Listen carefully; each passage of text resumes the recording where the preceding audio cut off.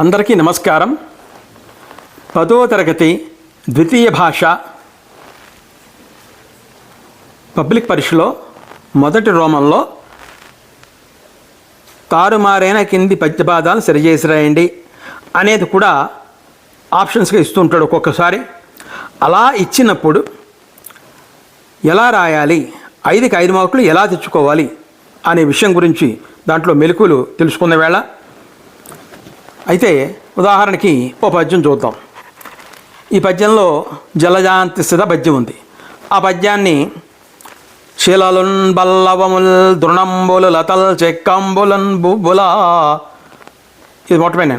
జలజాంతి సకర్ణికన్ దిరిగరా సంఘంబులయ్యున్నరే కులు కంచంబులుగా భుజించిరచటన్ గోపార్భకుల్ భూవరా కుల చందంబున కృష్ణునం దిరిగిరా కూర్చుండి వీక్షింపుచున్. ఇలా 4 కూడా అపక్రమంలో ఇచ్చాడు, అంటే జంబలింగ్లో ఇచ్చాడు, అంటే క్రమ పద్ధతిలో ఇవ్వలేదు. ఇప్పుడు దీన్ని ఏం చేయాలి, మనం సరిచేసి రాసుకోవాలి. ఈ సరిచేసి ఎలా రాసుకోవాలి అనే విషయం గురించి మనం కొన్ని మెలకువల్ని ఇవాళ మనం తెలుసుకుందాం. ఏంటంటే అవి మొట్టమొదట పద్యం మీదకి అవగాహన ఉండాలి. అది నీతి పరిమళాల పాడడంలో పద్యాలను కంఠస్థం చేయకపోయినా సరే కొంచెం అవగాహన ఉండాలి. పద్యాలను రాయడం ప్రాక్టీస్ చేయాలి. అభ్యాసం చాలా అవసరం కంపల్సరీగా. అంచేత పద్యాన్ని ఇచ్చిన పద్యాన్ని 4 సార్లు చదువు. అలాగే పరీక్షలకు ముందు కూడా ప్రతి పద్యాన్ని 4-5 సార్లు అభ్యాసం చెయ్యాలి. అభ్యాసం రాయాలి. నువ్వు చదవడం రాయిపోయినా సరే రాయగలవు, చూసి రాయడమే కదా. అక్కడక్కడ తప్పులు వచ్చినా చూసి రాయగలవు కదా. ఎంత స్లో లెర్నర్ అయినా సరే చూసి రాయగలవు కదా. చూసి రాస్తావు, మొదలటం తెలికే కదా, అంచేది రాయగలవు. అలా అభ్యాసం చేస్తే ఆ పద్యం మీద నీకు పట్టు వస్తుంది. ఇంక రెండోది ఏంటంటే ఇచ్చినట్టు పద్యాన్ని చదవడం, అవగాహన తెచ్చుకోవడం. తర్వాత ప్రాసాక్షరం ఉందేమో చూసుకోవాలి. పద్యంలో 2వ లైన్లో ప్రాసాక్షరం ఉందా అని చూసుకోవాలి. ఇప్పుడు శీలం లా ఉంది, జలజాంత లా ఉంది, కులు కంచంబులగా లు ఉంది, కుల చందంబున లా ఉంది, అంటే ప్రాసాక్షరం ఉంది. ఎక్కడైనా ప్రాసాక్షరం లేని పద్యాలు కూడా ఉండొచ్చు.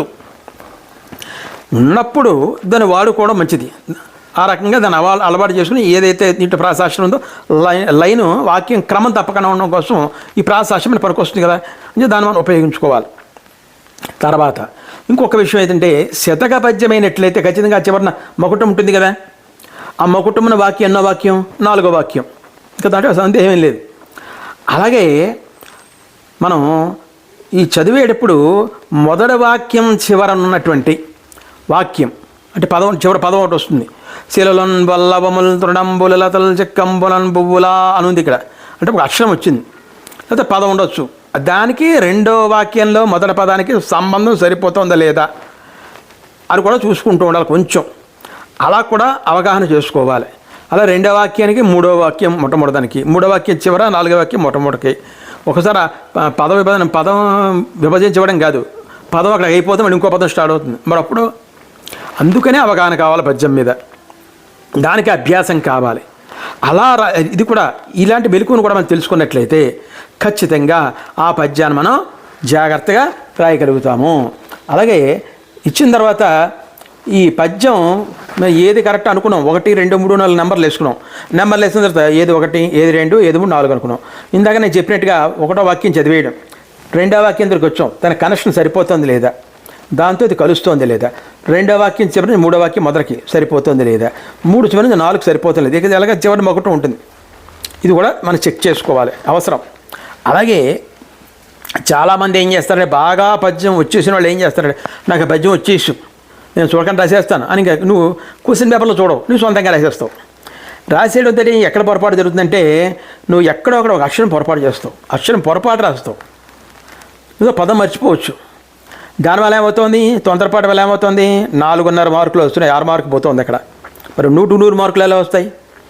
అందుకోసము నీకు ఎంత పద్యం వచ్చినా సరే ఆ పబ్లిక్ పేపర్లో ఇచ్చినట్టు పద్యం 4 లైన్లో జంబలింగ్లు వచ్చిందని చూసి జాగ్రత్తగా అరసును ఉంటే అరసున్న, పులి స్టాప్ ఉంటే పులి స్టాపు, ఆశ్చర్యార్థకం ఉంటే ఆశ్చర్యార్థకం, కామ ఉంటే కామ, అలా చూసి జాగ్రత్తగా రాయి. రాస్తే నీకు 5కి 5 మార్కులు వస్తాయి. అంచేత ఈ రకంగా ఈ విషయంలో మనం మెలకువలు తెలుసుకోవాలి. ఇప్పుడు చూడండి, జలజాంతస్థిత పద్యం ఉంది మనకి. ఇక దీంట్లో ఈ జలజాంతస్థిత పద్యం చూద్దాం. జలజాంతస్థిత కర్ణికం దిరిగరా సంఘంబులయ్యున్న రేకుల చందంబున రేకి కుల కలిసి రేకుల అయింది కదా, రేకుల చందమున కృష్ణుని దిరిగిరా కూర్చుండి వీక్ష్యంపుచున్ శీలలున్ బల్లవముల్ దృణంబులు లతల్ జక్కంబులన్ బొవ్వులాకులు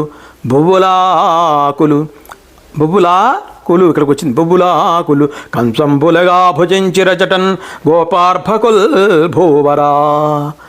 అంటే అలా పద్యం చదవగానే సరిపోయింది అని మనసుకు అనిపించాలి. ఇదే అవగాహన అంటే. ఎటువంటి అవగాహనతోటి మనం పద్యం రాసినట్లయితే ఖచ్చితంగా మనం 5కి 5 మార్కులు మనం సంపాదిస్తాము. అంచేత ఇలాంటి మెలకువలను తెలుసుకుంటూ ప్రతి పద్యాన్ని ప్రాక్టీస్ చేయాలి. సాధారణంగా మొదటి పాఠంలో ఉన్న పద్యాలు, కంఠస్థ పద్యాలు, భావాలకి రాయడానికి ఇలాంటివి వేస్తే నీతి బ్రహ్మలాల పద్యంలో నోచిన తల్లిదండ్రికి ఇలాంటి పద్యాలు ఉన్నాయి కదా, పెద్ద పద్యాలు ఉన్నాయి కదా, అలాంటివి జమిలింగ్ ఇస్తుంటారు. ఒక్కోసారి చిన్న పద్యం జమిలింగ్ ఇవ్వచ్చు, ఏం చెప్పలేం. అంటే ఎటువంటి పద్యం జమిలింగ్ ఇచ్చినా సరే అన్నింటి ప్రధానమైనది ఏం చెప్పాను, అభ్యాసము. 8 పద్యాలు ఉన్నాయి, సంవత్సరం మొత్తమే రోజుకు ఒక్కొక్కసారి రాసినా సరిపోతుంది. 8 పద్యాలు మా అయితే ఎంతసేపు, రోజుకు 10 నిమిషాలు కష్టపడామా, రోజుకు పద్యం నేర్చుకోలేమా? రోజుకు పద్యం నేర్చుకున్న 4-5 సార్లు రాస్తే ఆ పద్యం నీకు అవగాహన వస్తుంది కదా. అవగాహన వస్తే ఆ పద్యం నీకు వస్తుంది కదా. ఈ పద్యం ఇలా ఉండాలి అర్థమైపోతుంది కదా నీకు. మరి ఇంకేందుకు 5 మార్కులు ఎందుకు పోగొట్టుకోవాలి అనవసరంగాను? ఒక పద్యం చదవడేప్పుడు కానీ చూడకన్నా రాయమన్నా సరే, భావం చూడకన్నా రాయమన్నా సరే, రోజుకో పద్యం నేర్చుకున్నా సార్ సంవత్సరం మొత్తం మీద ఎందుకు రాదు? 5కి 5 మార్కులు ఎందుకు పోతాయి? అంటే అలాగా సంపాదించవచ్చు, ఇలా జమిలింగ్ ఇచ్చిన సంపాదించవచ్చు. నేను చెప్పిన మెలకువలన్నీ కూడా సాధించుకుంటూ చేసినట్లయితే మనం సాధించు. అంటే 5కి 5 మార్కులు కూడా ఖచ్చితంగా మనకి వస్తాయి. రెండో పాయింట్ ఏంటంటే హ్యాండ్ రైటింగ్ చాలా బాగుండాలి. ఏదో ఇచ్చేయడు కదా బాబు గారు రాసేయడం, నాకు వచ్చేసి పద్యం అని ఆ పద్యాన్ని చూసి ఇక్కడ రాసేయడం, లేదా చూడకంట రాసేయడం, ఇలా తొందరపాటు వల్ల ఏమవుతుందంటే 4 మార్కులు వస్తాయి. అంటే తొందరపాటు పనిచేయదు, నిదానం కావాలి. ఇచ్చిన పద్యాన్ని చూసి నిదానంగా రాసుకో. ఏమైంది, కొంప మురిగిపోయింది. ఇప్పుడు అంత కంగారుగా అడేందుకు 100 మార్కులు ఎలా వస్తాయి? అంచేత ఈ నిదానం చాలా అవసరం. అంచేత దీన్ని అనుసరిస్తూ మనం జాగ్రత్తగా అటు కంఠస్థ పద్యమైన పద్యభావమైన సరే చేసారైనా సరే మనం చాలా బాగా రాయగలుగుతాం. 5కి 5 మార్కులు వస్తాయి. Hand writing very very important. ఇది మాత్రం ఎట్టి పరిస్థితుల్లో మర్చిపోకూడదు. తప్పకుండా అందరూ కూడా 5కి 5 మార్కులు ఈ పద్యాన్ని సరి చేయడంలో అందరూ అనుసరించండి. ఈ మెలకువలను పాటించండి. తప్పకుండా మీరు సక్సెస్ అవుతారు. విజయం ఇదవుతుంది. మీ వీరభద్రరావు మామిళ్ళపల్లి ఆశీస్సులు. వీరభద్రరావు మామిళ్ళపల్లి ప్రెజెంట్స్ మన యూట్యూబ్ ఛానల్ని సబ్స్క్రైబ్ చేసుకుని వాడి వెంటనే సబ్స్క్రైబ్ చేసుకోండి, లైక్ చేయండి, షేర్ చేయండి. ప్రతి కామెంట్ను కూడా కింద బాక్స్లో రాయండి. Devotional, cultural, see my all videos continuously.